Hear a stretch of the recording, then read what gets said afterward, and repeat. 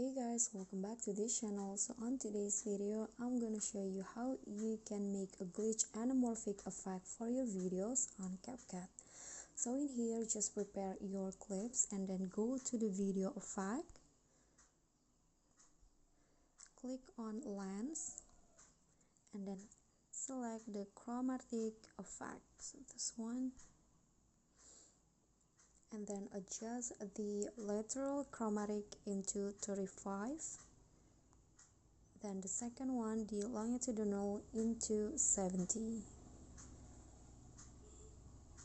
Okay, after that you can just go back, click on a check icon and apply the effect to all of your clips like this. And then now go to overlay and add the original video as the overlay. Okay, fit the size until it has the same size like this, and then after that go to mask, click on circle and adjust the masking like this. Okay, drag the arrow in the button to make it smooth.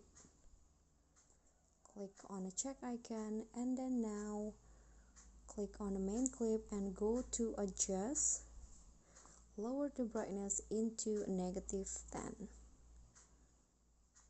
Okay, so now you are done. So here is the final result for the anamorphic glitch anamorphic effect.